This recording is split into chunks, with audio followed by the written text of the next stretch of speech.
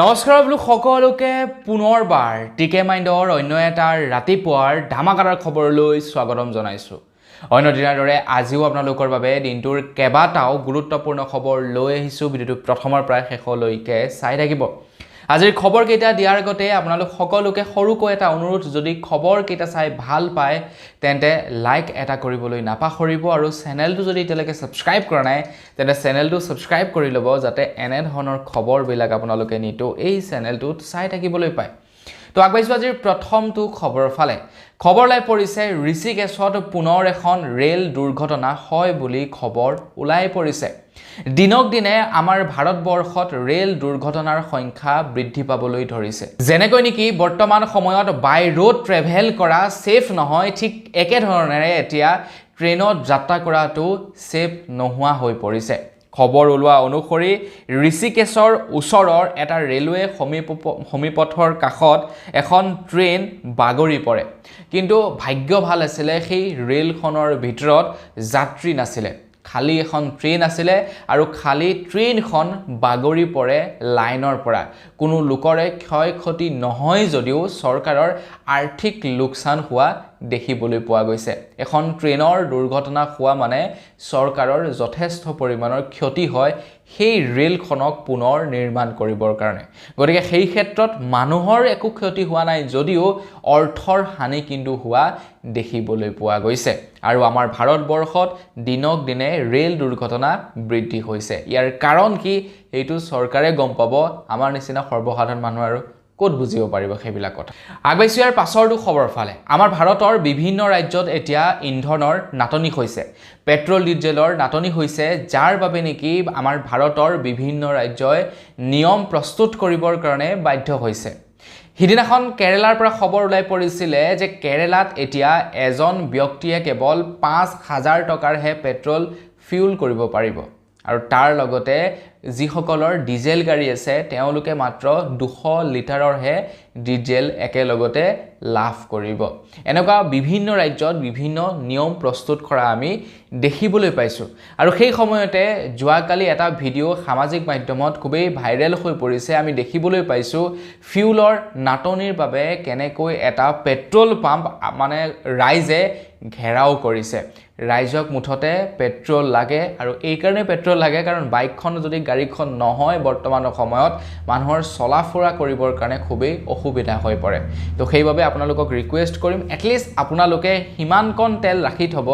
যিমানকণ তেলেৰে নেকি আপোনালোকৰ যদি কেতিয়াবা কিবা ইমাৰ্জেঞ্চি চিটুৱেশ্যন হয়, ইমাৰ্জেঞ্চি চিটুৱেশ্যনত যাতে আপোনালোকে বাহিৰলৈ ওলাই যাব পাৰে। বাকী আপোনালোকে চৰকাৰৰ নিয়মেই যেনিবা মানক, চৰকাৰৰ নিৰ্দেশনা অনুসৰি নিজৰ গাড়ী ব্যৱহাৰ নকৰকে, কিন্তু ইমাৰ্জেঞ্চিৰ কাৰণে আপোনালোকে প্ৰয়োজনীয় ফিউলকণ কিন্তু ৰাখিবলৈ নাপাহৰক। চৰকাৰে যিমানেই নকওক কিয় আপোনালোকে ফিউল এক্সট্ৰাকৈ নিকিনিব, এক্সট্ৰাকৈ নাৰাখিব। আপোনালোকে নিজৰ ছেফটিটো নিজেই কৰিব লাগিব। আগবাঢ়িছোঁ ইয়াৰ পাছৰটো খবৰ ফালে। আমাৰ অসমত বৰ্তমান সময়ত নৱপ্ৰজন্মক ড্ৰাগছে বৰ বেয়াকৈয়ে ধুই পেলাইছে। গুৱাহাটী মহানগৰীৰ আপোনালোকে অলিয়ে গলিয়ে দেখিবলৈ পাব ড্ৰাগছ আসক্ত যুৱক যুৱতীসকল। কেৱল গুৱাহাটীয়ে নহয়, গুৱাহাটী মহানগৰীৰ লগে লগে অসমৰ প্ৰত্যেকখন ডিষ্ট্ৰিক্টতে আপোনালোকে দেখিবলৈ পাব একো একোটা নিৰ্দিষ্ট স্থানত ল'ৰা ছোৱালীসকলে ড্ৰাগছ সেৱন কৰি তেওঁলোকে নিজৰ মাজতে মচগুল হৈ থকা আপোনালোকে দেখিবলৈ হয়তো পাব। বিশেষকৈ গুৱাহাটী মহানগৰীৰ ৰেলৱে ষ্টেচনৰ আশে পাশে ড্ৰাগছ আসক্ত ল'ৰা ছোৱালীৰ সংখ্যা বেছিকৈ দেখিবলৈ পোৱা যায়। আনকি গুৱাহাটী মহানগৰীৰ মাজমজিয়াটো এতিয়া ড্ৰাগছ আসক্ত ল'ৰা ছোৱালীবিলাকক দেখিবলৈ পোৱা গৈছে। চৰকাৰে অহৰহ প্ৰচেষ্টা চলাই আছে ড্ৰাগছ নাইকিয়া কৰিবৰ কাৰণে, চৰকাৰে অহৰহ প্ৰচেষ্টা চলাই আছে ড্ৰাগছ পেটলাৰসকলক ধৰিবৰ কাৰণে, কিন্তু তাৰ পাছতো ক'ৰ পৰা কেনেকৈ আহি ড্ৰাগছসমূহ যুৱক যুৱতীসকলৰ হাতত পৰিছে আৰু তেওঁলোকৰ জীৱন ধ্বংস হৈছে সেইটোহে ধৰিব পৰা নাই। মোৰ মতে অসম চৰকাৰে আৰু ইয়াতকৈ কঠোৰ হোৱাৰ দৰকাৰ আছে, তেতিয়াহে যুৱ প্ৰজন্মক ড্ৰাগছৰ আসক্তৰ পৰা বচাব পাৰিব। আদাৰৱাইজ কিন্তু আমাৰ অসমৰ এচাম যুৱক যুৱতী ড্ৰাগছৰ ফালে বৰ বেয়াকৈ গতি কৰিছে। আগবাঢ়িছোঁ ইয়াৰ পাছৰটো খবৰ ফালে। অসম চৰকাৰে যোৱাকালি এটা নতুনকৈ নিয়ম ঘোষণা কৰিছে। এতিয়াৰে পৰা চৰকাৰী কৰ্মচাৰীসকলে ফাইল পেণ্ডিং কৰি ৰাখিব নোৱাৰিব। এতিয়াৰে পৰা তেওঁলোকৰ টেবুলত ফাইলৰ জাপ থাকিব নোৱাৰিব। অৰ্থাৎ ইয়াৰ অৰ্থটো হৈছে এইটো যে তেওঁলোকে এতিয়াৰে পৰা যিকোনো ধৰণৰ কাম কাজবিলাক ৰাখি থ'ব নোৱাৰিব তেওঁলোকে কাম কাজবিলাক এতিয়া লগে লগে কৰি সম্পূৰ্ণ কৰিব লাগিব বিশেষকৈ পেঞ্চনাৰসকলৰ কামসমূহ তেওঁলোকে কিমান দিনলৈ যে পেলাই থৈ দিয়ে তাৰ কোনো ঠিক নাই কিন্তু তেওঁ বুজি নাপায় যে তেওঁ এসময়ত গৈ পেঞ্চনাৰ হ'ব আৰু তেখেতৰ কামখিনিও কোনোবা নহয় কোনোবাই এনেকৈ পেলাই ৰাখিব আৰু তেখেতৰো যে এদিন খং উঠিব চৰকাৰী বিষয়াসকলৰ ওপৰত তেখেতে সেইটো ভাবি নাচায় কিন্তু তেখেতে কি কৰে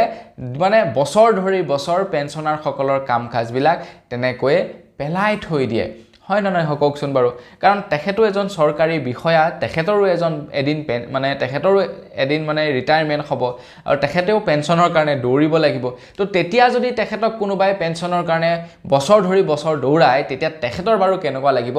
সেইটো তেওঁলোকে ভাবি নাচায় মুঠৰ ওপৰত মোৰ ওচৰত শক্তি আছে মানে মই সকলোতকৈ ৰজা গতিকে মই যি কৰিব বিচাৰো তাকেই কৰিম কিন্তু তেখেতো যে এদিন বুঢ়া হ'ব তেখেতৰো যে শক্তি নাইকিয়া হ'ব তেখেতেও যে সেই একেটা মেৰ পেছতে পৰিব সেই বস্তুটোকে কিন্তু ভাবি নাচায় এতিয়া অসম চৰকাৰৰ ফালৰ পৰা নিয়ম বান্ধি দিছে যে মানে কোনো কাৰণতে ফাইল পৰি থাকিব নোৱাৰিব বিশেষকৈ পেঞ্চনাৰসকলৰ ফাইল যদি পৰি থাকে ৫,০০০ টকা পৰ্যন্ত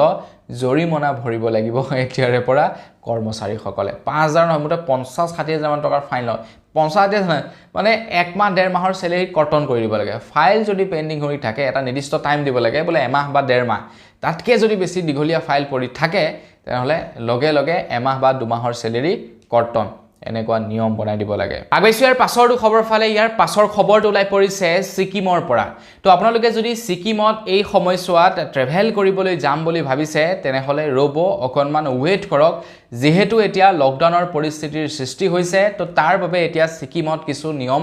বান্ধি দিছে ছিকিমৰ চৰকাৰে এতিয়াৰে পৰা ছিকিমত যুগ্ম আৰু অযুগ্ম সংখ্যা মিলি এতিয়াৰে পৰা গাড়ীসমূহ চলিব যেনেকৈ কি লকডাউনৰ সময়ত আমাৰ অসমতো কৰা হৈছিল যুগ্ম অযুগ্ম নাম্বাৰ মানি আপোনালোকে গাড়ী মটৰ চলাব লাগিব ঠিক তেনেকৈ এতিয়া ছিকিমৰ চৰকাৰেও সিদ্ধান্ত লৈছে ইন্ধনৰ ব্যৱহাৰটো কমাবৰ কাৰণে এতিয়া ছিকিমতো যুগ্ম অযুগ্ম নাম্বাৰেৰে গাড়ী চলিব বুলি জনাইছে গতিকে আপোনালোকে যদি ছিকিমত ঘূৰা ফুৰা কৰাৰ প্লেনিং বনাইছে তেনেহ'লে চাই মেলি যাব যেহেতু এতিয়া নিয়মবিলাক বনাইছে যাতে আপোনালোকৰ ট্ৰেভেলিংটো মানে কষ্টলি হৈ নাযাওক বা অসুবিধা নহওক আপোনালোকৰ ট্ৰেভেল কৰাটো তাৰ কাৰণে আগতীয়াকৈ ইনফৰমেশ্যন লৈহে যাব আগবাইছো ইয়াৰ পাছৰটো খবৰ ফালে ইয়াৰ পাছৰ খবৰটো ওলাই পৰিছে ৱেষ্ট বেংগলৰ পৰা ৱেষ্ট বেংগলত এতিয়া নতুনকৈ চৰকাৰ গঠন হ'ল ৱেষ্ট বেংগলত বিজেপি চৰকাৰ আহিলে আৰু তাৰ পাছতেই এতিয়া ৱেষ্ট বেংগলত ন নিয়ম বনাবলৈ লাগিছে বিশেষকৈ হিন্দুসকলৰ এটা বেলেগ অৰা হৈছে এতিয়া বিশেষকৈ যিসকল হিন্দু পলিটিচিয়ান আছে তেওঁলোকৰ এটা বেলেগ অৰা হৈছে মুঠতে এতিয়া ক'বলৈ গ'লে আৰে ভাই আমাৰ চৰকাৰ আহিছে হিন্দুৰ চৰকাৰ আহিছে আমাৰ এটা লেভেল মুঠতে আমাৰ যিসকল হিন্দু মানে আপোনাৰ পলিটিচিয়ান আছে পলিটিচিয়ান নহয় একজেক্টলি যিসকল মানে সৰু সুৰা পালি নেতা আছে তেওঁলোকৰ মানে অৰা বেলেগ হৈছে ৱেষ্ট বেংগলত এতিয়া তেওঁলোকে কি কৰিছে ৱেষ্ট বেংগলত মুছলমানসকলক গৰু খাবলৈতো বাদেই দিছো গৰু কিনা পৰ্যন্ত তেওঁলোকক বাধা আৰোপ কৰিছে যেহেতু ঈদ আহি আছে ঈদৰ পূৰ্বে এতিয়া যিসকল গৰু পালক আছে গৰু পালকসকলে গৰু বিক্ৰী কৰিব পৰা নাই তেওঁলোকে যদি গৰু বিক্ৰী কৰিবলৈ আনিছে তেনেহ'লে তেওঁলোকক বাধা আৰোপ কৰা হৈছে যে ভাই তই গৰুটো ইয়াৰ পৰা লৈ যা তোৰ ধৰ্ম হ'ব কাৰণ তোৰ গৰুটো নি মিয়াসকলে কাটি খাব গতিকে তই অধৰ্ম কাম নকৰিবি তই ঘৰলৈ গৰুটো নি ইয়াক পোহপালন কৰ ইয়াক পূজা পাতল কৰ মানে এনেকৈ ঘূৰাই পঠাইছে এতিয়া যিসকল নেকি মানে হিন্দু নেতা আছে তেওঁলোকে এতিয়া তাৰ ফলত মুছলমানসকলেও কি কৰিছে গৰু কিনাটো বন্ধ কৰি দিছে গৰু নিকিনা হৈছে যাৰ ফলত এতিয়া যিসকল মানে হিন্দু যিসকল মানে গৰু বেপাৰী আছে তেওঁলোক বিৰাট ডাঙৰ বিপদত পৰি গৈছে তেওঁলোকে এতিয়া প্ৰতিবাদ পৰ্যন্ত নামিব লগা হৈছে তেওঁলোকে কৈছে যে আমাৰ ভুচিৰ দোকানত লাখ লাখ টকা ধাৰ আমাৰ পৰা যদি মুছলমানে গৰু নিকিনে তেনেহ'লে আমি সেই ধাৰ পৰিশোধ কৰিম ক'ৰ পৰা তো আমি চৰম পন্থা লোৱাৰ বাহিৰে আমাৰ বেলেগ আৰু উপায় নাই গতিকে আমি চৰম পন্থা অৱলম্বন কৰিব লাগিব গতিকে ইয়াকে কয় যে আপোনাৰ নিয়ম প্ৰস্তুত কৰিছে ঠিকই আছে কিন্তু সব ফালে চাই চিতি কৰিব লাগিব এনেই কিবা এটা মুখত আহিলে কৈ দিলেই নহ'ব সকলো ফালে চাই চিতিহে কৰিব লাগিব নহ'লে কিন্তু প্ৰত্যেকৰে সমস্যা হ'ব আগবাইছোঁ ইয়াৰ পাছৰটো খবৰ ফালে এইখিনিতে এটা বিৰাটেই ভাল খবৰ ওলাই পৰিছে আমাৰ অসমত এতিয়া আৰম্ভ হ'ব ৱাটাৰ মেট্ৰ' সেৱা মানে আপোনালোকে এতিয়া অসমৰ পৰা দেশৰ বিভিন্ন ৰাজ্যলৈ যদি যাব বিচাৰে তেনেহলে জাহাজেৰেও যাব পাৰিব বা আমাৰ অসমৰ ইঠাইৰ পৰা ইঠাইলৈ আপোনালোকে গাড়ী বা ৰেলৰ পৰিৱৰ্তে এতিয়াৰে পৰা আপোনালোকে জাহাজেৰেও ট্ৰেভেল কৰিব পাৰিব বুলি জনাইছে আৰু এই কথা কৈছে ভাৰতৰ জল মন্ত্ৰী সৰ্বানন্দ সোণোৱাল ডাঙৰীয়াদেৱে তেখেতে কৈছে গুৱাহাটী তেজপুৰ ডিব্ৰুগড়কে ধৰি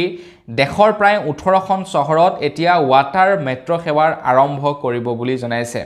আৰু এই কথা কৈছে কেন্দ্ৰীয় জলপথ মন্ত্ৰী সৰ্বানন্দ সোণোৱাল ডাঙৰীয়াদেৱে আমাৰ অসমৰ 3টা স্থানত ৱাটাৰ মেট্ৰ' সেৱা আৰম্ভ কৰিব আৰু অসমৰ লগতে দেশৰ 18খন ৰাজ্যত ৱাটাৰ মেট্ৰ' সেৱা এতিয়া আৰম্ভ কৰিব তো আমি এতিয়া কেৱল সেই মানে ৰাস্তাৰে নহয় ট্ৰেনেৰে নহয় আমি এতিয়া জাহাজেৰেও আমাৰ অসমৰ বিভিন্ন ডিস্ট্ৰিক্টলৈ যাব পাৰিম আগবাইছোঁ ইয়াৰ পাছৰটো খবৰ ফালে আমাৰ অসমত চাৰিওফালে বস্তুৰ দাম বৃদ্ধি পাইছে আৰু বৰ অত্যাধিক ৰকমত দাম বৃদ্ধি পোৱা আমি দেখিবলৈ পাইছোঁ এতিয়া সেই সময়তে অসমৰ মুখ্যমন্ত্ৰী হিমন্ত বিশ্ব শৰ্মাদেৱে যোৱাকালি ঘোষণা কৰিছে যে খুব শীঘ্ৰেই আপোনালোকক মিঠাতেল প্ৰদান কৰিব বুলি জনাইছে মানে যিসকলৰ ৰেচন কাৰ্ড আছিলে তো তেওঁলোকক মুখ্যমন্ত্ৰী হিমন্ত বিশ্ব শৰ্মাদেৱে কৈছিলে যে আমি 1 লিটাৰকৈ মিঠাতেল প্ৰদান কৰিম এইটো অৱশ্যে নিৰ্বাচনী প্ৰতিশ্ৰুতি আছিলে যে আমি 1 লিটাৰকৈ মিঠাতেল প্ৰদান কৰিম যদি আমি চৰকাৰ পুনৰবাৰ গঠন কৰিব পাৰোঁ এটা তেওঁলোকেতো চৰকাৰ গঠন কৰিলে চৰকাৰ গঠন কৰাৰ পাছতেই যোৱাকালি তেখেতে ঘোষণা কৰিছে মূল্য বৃদ্ধিৰ মাজতে প্ৰত্যেক মানে ৰেচন কাৰ্ড হিতাধিকাৰীকে 1 লিটাৰকৈ মিঠাতেল প্ৰদান কৰিব খুব শীঘ্ৰেই আপোনালোকে 1 লিটাৰকৈ মিঠাতেল লাভ কৰিব যাৰ নেকি ৰেচন কাৰ্ড আছে আগবাইছোঁ ইয়াৰ পাছৰটো খবৰ ফালে ইয়াৰ পাছৰ খবৰটো ওলাই পৰিছে গুৱাহাটীৰ পৰা যিসকলে গুৱাহাটীত নন ষ্টপ ট্ৰেভেল কৰি থাকে যিসকলে গুৱাহাটীত থাকে তেওঁলোকে হয়তো জানে যে গুৱাহাটী মহানগৰীত গ্ৰীণ বাছসমূহে কিমান অটপালি চলাই আছে এয়া মই কোৱা কথা নহয় বিভিন্ন ভুক্তভোগীয়ে কোৱা কথা যে গ্ৰীণ বাছসমূহে গুৱাহাটী মহানগৰীত এতিয়া যিবিলাক গ্ৰীণ বাছ চলি আছে গ্ৰীণ বাছসমূহে এনেকৈ গাড়ী চলায় যে তেওঁলোকৰহে ৰাস্তা সেইটো সেই ৰাস্তাটোত তেওঁলোকৰে আধিপত্য আছে তাৰ বাহিৰে বেলেগৰ আধিপত্য নাই তেওঁলোকৰ য'ত মন যায় তাতেই ৰখাই যিফালে মন যায় সেইফালে সোমাই দিয়ে যিফালে মানে চলাবলৈ মন যায় তেওঁলোকে সেইফালেই চলাই দিয়ে এয়া মই কোৱা কথা নহয় বিভিন্ন ভুক্তভোগীয়ে কোৱা কথা এতিয়া সেইবাবে বিভিন্ন ভুক্তভোগীৰ ফালে লক্ষ্য কৰি এটা সিদ্ধান্ত লৈছে গ্ৰীণ বাছসমূহৰ ওপৰত এতিয়া কিছু কঠোৰ নিৰ্দেশনা আৰোপ কৰিব বুলি জনাইছে খবৰ লোৱা অনুসৰি গুৱাহাটীৰ যান-জঁটৰ প্ৰসংগত গুৱাহাটীৰ গ্ৰীণ বাছক লৈ কঠোৰ ৰাজ্য পৰিবহণ মন্ত্ৰী ৰাজপথত য'তে ত'তে এতিয়া গ্ৰীণ বাছ ৰখাক লৈ কাঢ়া চকু দিব বুলি জনাইছে এতিয়া পৰিবহণ বিভাগে এতিয়াৰে পৰা মানে গ্ৰীণ বাছসমূহে য'তে ইচ্ছা তাতে ৰখাব নোৱাৰিব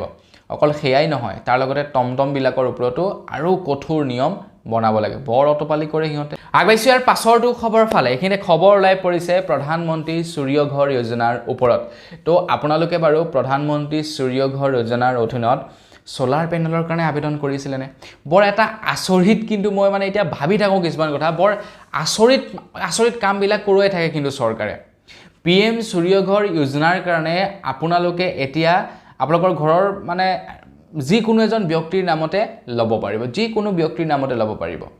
কিন্তু এটা সময়ত হৈ গৈছিলে কি আকৌ আপোনালোকে ই কৰিব লাগিব জিঅ'টেক কৰিব লাগিব কিবা কৰিব লাগিব ফৰ্ম ফিলআপ কৰিব লাগিব কি যে কৰিব লগা হোৱা নাছিলে কিন্তু এতিয়া হ'ল কি আপোনালোকৰ ঘৰৰ যিকোনো ব্যক্তিৰ নামতে সূৰ্য ঘৰ যোজনাৰ সোলাৰ পেনেল ল'ব পাৰে আৰু এইটো এটা সম্পূৰ্ণ ক'বলৈ গ'লে ব্যক্তিগত বস্তুৰ নিচিনা হৈ পৰিছে তো আপোনাৰ নামত কাৰেণ্টটো থাকিলেই হ'ল যদি নাথাকে আপোনাৰ নামত ট্ৰান্সফাৰ কৰাৰ পাছত আপোনাৰ যদি সিভিল ভাল থাকে আবেদন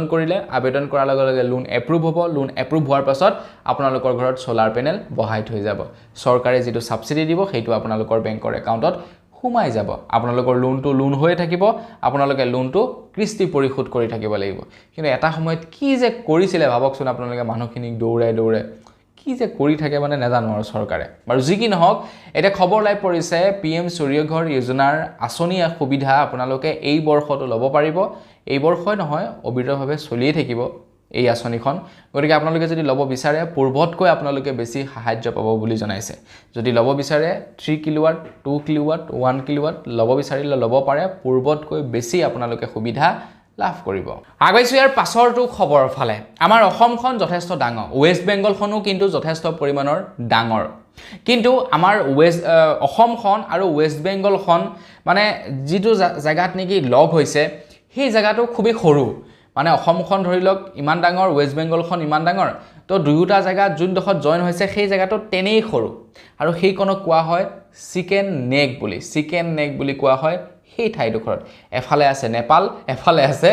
বাংলাদেশ যাৰ কাৰণে নেকি বাংলাদেশীবিলাক আমাৰ অসমত মানে সোমাই থাকে ওয়েষ্ট বেংগলত সোমাই থাকে তো অসম আৰু ওয়েষ্ট বেংগলত যে বাংলাদেশী বেছি এইটো কাৰণে কাৰণ বাংলাদেশখন মানে ওয়েষ্ট বেংগল আৰু অসমৰ গাতে লাগি আছে আৰু এডোখৰ চিকেন নেক আছে সৰুকৈ যিডোখৰ নেকি 20-21 কিলোমিটাৰ মানৰ এটা দৈৰ্ঘ্যৰ এটুকুৰা ঠাই আমাৰ অসম আৰু মানে ওয়েষ্ট বেংগলৰ সীমা এটা সেই চিকেন নেকটোক কেতিয়াবা কি কৰে আপোনাৰ বাংলাদেশে মানে ধমকি দি থাকে ভাৰতক যে আমি সেই চিকেন নেকটো কব্জা কৰি অসমখনক আমি লৈ ল'ম বাংলাদেশৰ ভিতৰত এনেকুৱাকৈ মানে আৰু তেনেকুৱাকৈ মানে কৈ থাকে আৰু বা চিকেন নেকটো কব্জা কৰিব বুলি বাংলাদেশে আমাৰ ভাৰতক ভয় খুৱাই থাকে এতিয়া যেহেতু যুদ্ধৰ পৰিস্থিতি নিচিনা হৈছে আমাৰ গোটেই বিশ্বতে যেহেতু তৃতীয় বিশ্বযুদ্ধৰ নিচিনা পৰিস্থিতি হৈছে ভাৰতৰ সৈতে বাংলাদেশৰ এতিয়া সম্পৰ্কও বৰ বিশেষ ভাল নহয় তো তাৰ কাৰণে এতিয়া কি কৰিছে ওয়েষ্ট বেংগলে সেই চিকেন নেকৰ দায়িত্ব কেন্দ্ৰ চৰকাৰক দি দিছে এতিয়াৰে পৰা চিকেন নেক পহৰা দিব কেন্দ্ৰ চৰকাৰে ৰাজ্য চৰকাৰৰ হাতত এতিয়া নাথাকে কেন্দ্ৰ চৰকাৰে এতিয়া চিকেন নেকটুকুৰা চাব চিকেন নেকটুকুৰাৰ এতিয়া পহৰা দিব মোৰ মতে বাংলাদেশখনক লৈ সেই চিকেন নেকটুকুৰা বহল কৰি পেলাব লাগে অসমে বা ভাৰতে তিহঁতে আমাক ভয় দেখুৱাই আছে চিকেন নেকটুকুৰা লৈ ল'ম মোৰ মতে চিকেন নেকটুকুৰাই বহল কৰি পেলাব লাগে সিহঁতৰ লগত যুদ্ধ কৰি মেলি নে কি কয় কমেণ্ট ছেকশ্যনত জনাব ইয়াৰ ফলত কিন্তু আমাৰ অসম আৰু ওয়েষ্ট বেংগলত যথেষ্ট প্ৰভাৱ পৰিব আগুৱাইছো ইয়াৰ পাছৰটো খবৰৰ ফালে আমাৰ অসমৰ শিক্ষা বোৰ্ডে এতিয়া নৱম শ্ৰেণীৰ পাঠ্যপুথিক লৈ কিছু নিয়ম সালসলনি কৰিছে বুলি খবৰ ওলাই পৰিছে খবৰ লোৱা অনুসৰি ইংৰাজী মাধ্যমৰ ছাত্ৰ-ছাত্ৰীসকলেও এতিয়াৰে পৰা নৱম শ্ৰেণীত বাধ্যতামূলকভাৱে গণিত আৰু সাধাৰণ বিজ্ঞান পঢ়িব লাগিব বুলি জনাইছে গণিত আৰু সাধাৰণ বিজ্ঞান নৱম শ্ৰেণীৰ ছাত্ৰ-ছাত্ৰীসকলে ইংৰাজী মাধ্যমতো পঢ়িব লাগিব গণিত আৰু সাধাৰণ বিজ্ঞান মানে আমাৰ অসমীয়া হেৰিয়ৰ আৰু সাধাৰণ বিজ্ঞান আৰু গণিত এই দুয়োটা বিষয় পঢ়িব লাগিব বুলি জনাইছে তাৰ লগে লগে অসমীয়া সাবজেক্টটো প্ৰায় কম্পালসৰি হৈছে আজিকালি তো এই নিয়মটো বান্ধি দিছে অসম শিক্ষা বোৰ্ডৰ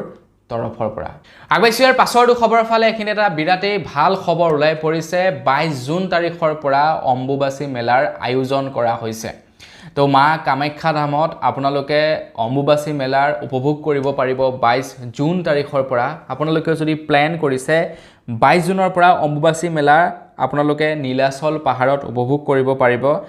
তো যথেষ্ট পৰিমাণৰ দৰ্শক হয় অম্বুবাচী মেলাত লাখ লাখ লোক আহে লাখ লাখ ভক্ত আহে বিভিন্ন স্থানৰ পৰা অম্বুবাচী মেলাত তো আপোনালোকেও যদি যাব বিচাৰে তেন্তে যাব পাৰে 22 জুনৰ পৰা অম্বুবাচী মেলাৰ আয়োজন কৰা হৈছে আগুৱাইছো ইয়াৰ পাছৰটো খবৰৰ ফালে আপোনালোকৰ তাত বাৰু যোৱাকালি গৰম কেনেকুৱা কমেণ্ট ছেকশ্যনত জনাবচোন প্ৰায় এসপ্তাহমান দিন কণ্টিনিউ বৰষুণ দিলে কিন বৰষুণ দিলে তাৰ পাছত যোৱাকালি হঠাতে আপোনাৰ ৰ'দ দি দিছে আৰু ৰ'দো এনেকুৱা দিছে মানে অতিমাত্ৰা ৰ'দ অকল আমাৰ অসমতেই নহয় গোটেই ভাৰতবৰ্ষতেই অত্যাধিক গৰম পৰিছে আৰু এইবাৰ পূৰ্বৰ তুলনাত আৰু বেছি গৰম পৰিব বুলি খবৰ ওলাই পৰিছে মানে আগৰ তুলনাত এইবাৰ অত্যাধিক গৰম পৰিব তো তাৰ কাৰণে সাৱধান ঘৰৰ লৰা ছোৱালীক ভালে কুশলে ৰাখিব যি কোনো ধৰণৰ বস্তু খাবলৈ নিদিব বাহিৰত ওলাই যাবলৈ নিদিব ৰ'দত খেলা ধূলা কৰিবলৈ নিদিব ঘৰৰ ভিতৰতে সোমাই থাক মোবাইলে চা বা টিভিয়ে চা ঘৰৰ ভিতৰতে সোমাই থাক বেমাৰ আজাৰ নকৰিবি মুঠতে তো এই গৰমত এতিয়া প্ৰচুৰ পৰিমাণে বেমাৰ হ'বই ল'ৰা ছোৱালীবিলাকৰ কাৰণ জাষ্ট ঠাণ্ডা গৈছে মানে বৰষুণ গৈছে তাৰ লগে লগে অতিমাত্ৰা গৰম দি দিছে এটা ল'ৰা ছোৱালীবিলাকৰ ইমিউনিটি লো হ'ব ফলত বেমাৰ আজাৰ সৃষ্টি হ'ব তো আপোনালোকে পৰাপক্ষত ল'ৰা ছোৱালীক সাৱধানে ৰাখিব কিছুদিন কাৰণ পূৰ্বৰ তুলনাত এইবাৰ গৰম অত্যাধিক পৰিব আগুৱাইছো ইয়াৰ পাছৰটো খবৰৰ ফালে আপোনালোকক মই খবৰটোৰ আৰম্ভণিতেই কৈছিলোঁ যে এতিয়া ভাৰতবৰ্ষৰ বিভিন্ন ৰাজ্যত পেট্ৰল ডিজেলৰ নাটনি হৈছে যাৰ কাৰণে এতিয়া মানুহবিলাক হাহাকাৰ কৰি ফুৰিছে তো সেই সময়তে এতিয়া আমাৰ ভাৰতবৰ্ষৰ গেছ মন্ত্ৰালয় আৰু পেট্ৰলিয়াম বিভাগৰ তৰফৰ পৰা কৈছে যে দেশত মজুত আছে পৰ্যাপ্ত পৰিমাণৰ ইন্ধন LPG প্ৰাকৃতিক গেছ এইবিলাক আমাৰ ভাৰতবৰ্ষত মজুত আছে আপোনালোক আতংকিত হোৱাৰ কোনো কাৰণ নাই আমাৰ প্ৰধানমন্ত্ৰী ডাঙৰীয়াও বিদেশত আছেগে গতিকে তেখেতে কিবা নহয় কিবা চিন্তা চৰ্চা কৰি আছে পেট্ৰল ডিজেল LPGৰ নাটনি আঁতৰাবলৈ চেষ্টা অব্যাহত ৰাখি থকা হৈছে চৰকাৰে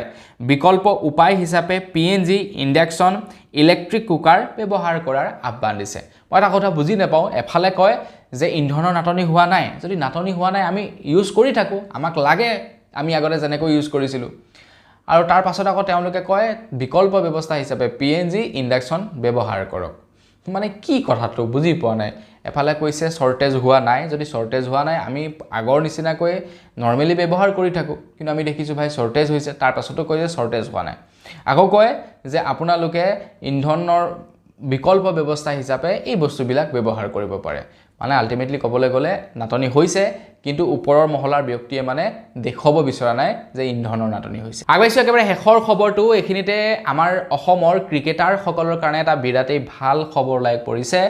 পোন প্ৰথমবাৰৰ বাবে আমাৰ অসমত আৰম্ভ হ'বলৈ গৈছে